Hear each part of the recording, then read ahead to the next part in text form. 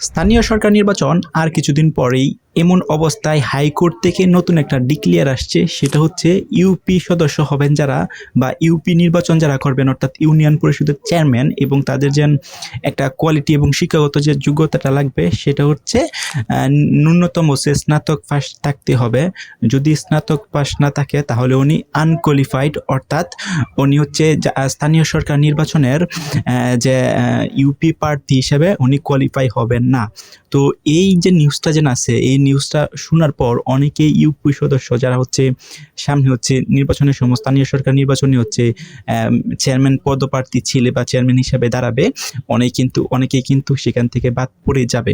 এখন বাদ পড়ে যাওয়াটাই কিন্তু স্বাভাবিক। এখন সরকার থেকে যে নতুন একটা নিয়মটা আসতেছে, এই নিয়মটা যদি সত্যিই কার্যকর হয় এবং এই আইনটা যদি পাস হয় যে একজন প্রার্থীর ইউপি সদস্য চেয়ারম্যান হিসেবে দাঁড়ালে তার ন্যূনতম শিক্ষাগত যোগ্যতা হতে হবে স্নাতক পাস, তাহলে কিন্তু এটা জনসাধারণের জন্য কিন্তু ভালো। কারণ আপনারা দেখতে থাকবেন অনেক ইউপি সদস্য আছে তাদের হচ্ছে শিক্ষাগত যোগ্যতা নাই। ইভেন্ট বাংলাদেশে এরকম অসংখ্য ইউপি সদস্য আছে যারা হচ্ছে সাইনটা পর্যন্ত দিতে পারে না। সো সেদিক থেকে চিন্তা করলে দেখে বিভিন্ন কার্যকলাপ বা বিভিন্ন যে অ্যাক্টিভিটিসগুলো হয়ে থাকে সেখানে কিন্তু তাদের যে একটা ভূমিকা সেটা কিন্তু করে রাখতে পারে না। সো শিক্ষিত যদি থাকে একজন, তাহলে কিন্তু তাদের যে হচ্ছে যে সাইনগুলো হয়ে থাকে, বিভিন্ন কার্ড বিতরণ বলেন বা একটা ইউপি সদস্য যিনি হয় তার যে অ্যাক্টিভিটিসগুলো থাকে, তার যে ভূমিকাগুলো থাকে, সেই ভূমিকাগুলোর মধ্যে কিন্তু স্বচ্ছতা, জবাবদিহিতা এবং হচ্ছে সব কিছুই কিন্তু ঠিকঠাক থাকবে যদি উনি এডুকেটেড পারসন হয়ে থাকে বা শিক্ষিত ব্যক্তি হয়ে থাকে। আর যদি শিক্ষিত ব্যক্তি হয়ে না থাকে তাহলে কিন্তু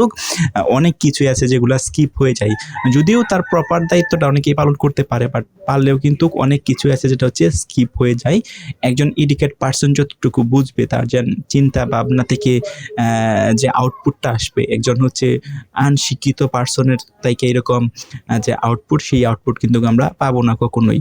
সো অনেকেই এটার মতের বিরোধিতা করতে পারে যে এটা সরকার থেকে ঠিক করা হয় নাই, কারণ একজন চেয়ারম্যান পদপ্রার্থীর শিক্ষাগত যোগ্যতা স্নাতক হতে হবে কেন, এটা অনেকের বিরোধিতা করবে। আর অনেকেই কিন্তু এটাকে স্বাগতম জানাবে। অনেকেই বলবে যে একজন ইউপি সদস্য বা চেয়ারম্যান পদপ্রার্থী যিনি দাঁড়াবে তার শিক্ষাগত যোগ্যতাটা স্নাতক করা হয়েছে, এটা কিন্তু ভালো।